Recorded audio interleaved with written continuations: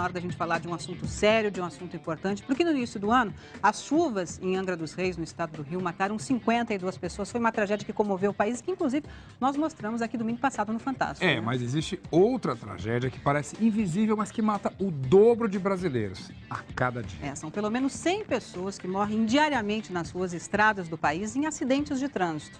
Veja agora na reportagem especial de Sônia Bride. Início da Belém-Brasília, a BR-316, sexta-feira passada, final da tarde.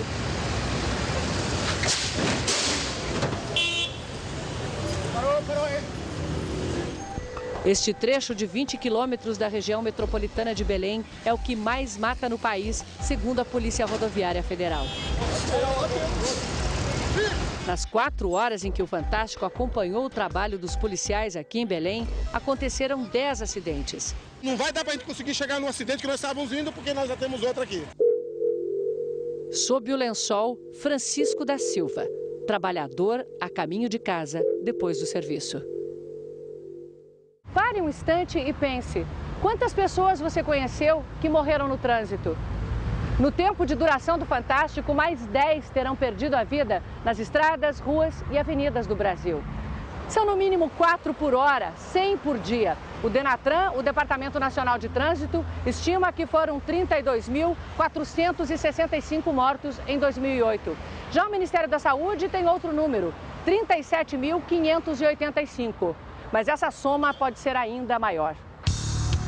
Este especialista fez o cálculo a partir dos casos de mortes em que foi pedido o DPVAT, o seguro obrigatório pago a vítimas de trânsito. É o que eu chamo aqui de genocídio sobre rodas, né? São 62 mil mortos na nossa avaliação por ano em acidentes de trânsito aqui no Brasil. Veja agora as 5 principais causas dessa matança apontadas por pesquisadores e órgãos públicos. Álcool. Voltamos a Belém, no Pará, na mesma sexta-feira à noite. Jovens bebem num posto de gasolina. A moça termina uma garrafa de coquetel de vodka, pega o carro e sai. É seguida por nossos produtores. Hoje você bebeu antes de dirigir? Não. Tem certeza absoluta? Absoluta.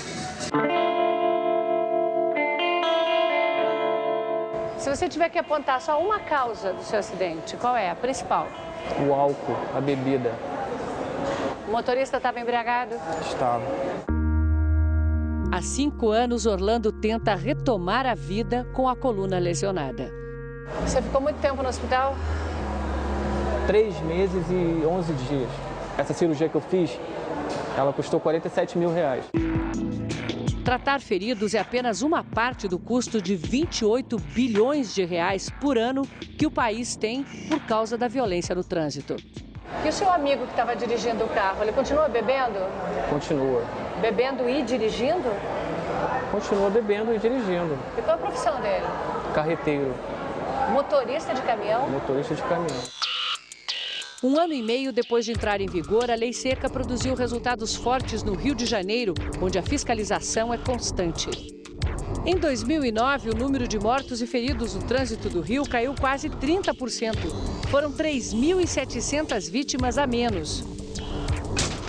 Cansaço.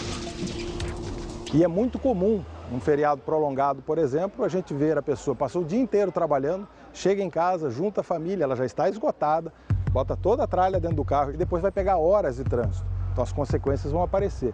Fora aqueles que trabalham na estrada, que vivem sob um regime de escravidão.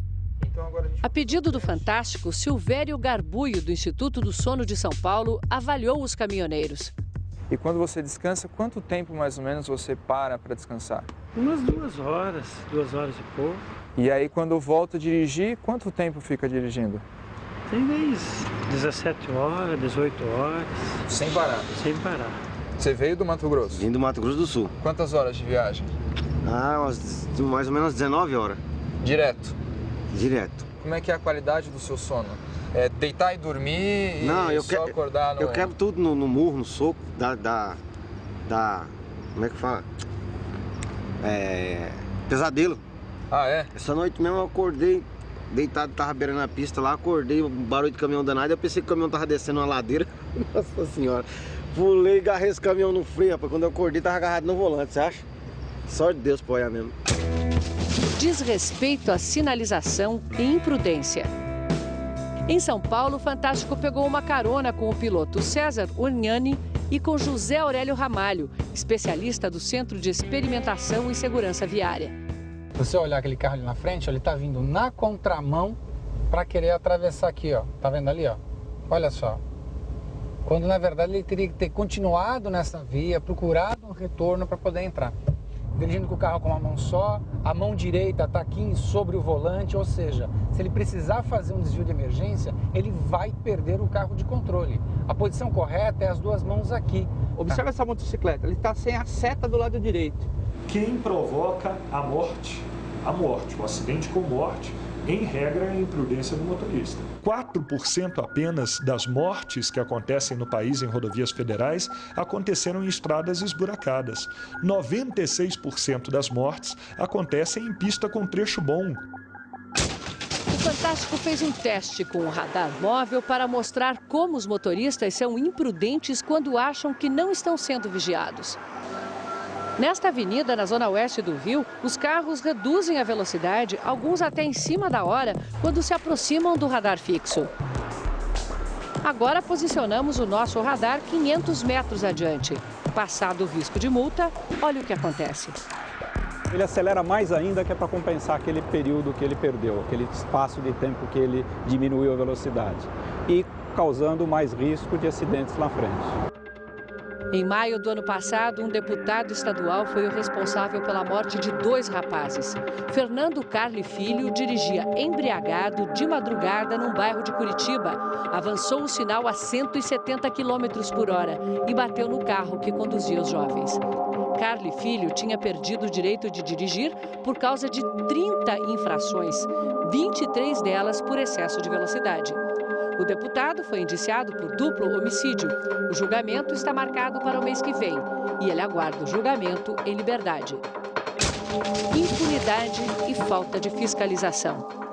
Ela, quando tinha 9 anos, ela escreveu o seguinte: eu amo a vida. A vida dela terminou aos 15 anos. A saudade não diminui, mas este pai pode afirmar. No caso da Juliana, eu posso dizer com certeza, houve justiça, não houve impunidade. Juliana foi morta aqui, numa via expressa em Florianópolis. O carro no qual ela estava com o namorado foi atingido por outro que disputava um racha. O principal fator responsável pela condenação neste caso foi a mobilização popular, a participação da população em atos públicos, mostrando a indignação e também exigindo a punição dos culpados. Levados a júri popular, os 2 rapazes foram os primeiros na história do Brasil a ir para a cadeia, condenados por crime de trânsito. Punir é uma forma de educar. No trânsito, nós temos que punir para educar. Mas cadeia para criminosos do trânsito ainda é rara no Brasil. É recurso, mais recurso, ficam 5 anos no processo. E quando vai a julgamento, aí você tem que pagar 100 cestas básicas. Matou 5 pessoas numa família, paga 100 cestas básicas e está aí solto, né? A morte de Juliana levou à instalação de 9 radares fixos, os chamados pardais, ao longo de 8 quilômetros da avenida. Antes da instalação, nós tínhamos aqui, para cada 10 mil veículos que circulavam, nós tínhamos 2.000 infrações de avanço de sinal vermelho ou de excesso de velocidade. Hoje essa estatística caiu para 3 em cada 10 mil. E o número de mortes caiu 90%. 45 vidas em 10 anos foram salvas aqui por esse sistema na beira-mar. Também em Santa Catarina, um exemplo contrário. Uma lei mandou tirar os radares das rodovias estaduais por entender que os pardais eram uma indústria de multas. Nós tínhamos reduzido em 72% as mortes. Com a retirada deles, tivemos o absurdo aumento de mais de 50% nas mortes. Nos 3.800 quilômetros de rodovias estaduais de Santa Catarina, havia apenas 20 pardais. Mas eles conseguiram reduzir em 70% o número de mortos, justamente porque estavam nos trechos mais perigosos. Agora, eles até podem ser substituídos pelos radares portáteis, como este aqui. Só que para a operação do radar é preciso mobilizar pelo menos 5 policiais. 24 horas por dia, dá 15 policiais, vezes 20, 300. E isso é 60% de todo o efetivo da Polícia Rodoviária Estadual. No Japão, o índice de mortes por 100 mil habitantes é de 4,72. Na Alemanha, 5,45. França, quase 7. Itália, 8,68. Nos Estados Unidos, o índice passa de 12. No Brasil, salta para 17. Os números em outros países nem sempre foram bons. As melhoras foram conquistadas. Nos últimos 6 anos, o número de mortos nas rodovias italianas caiu 46%. Na França, diminuiu 44%.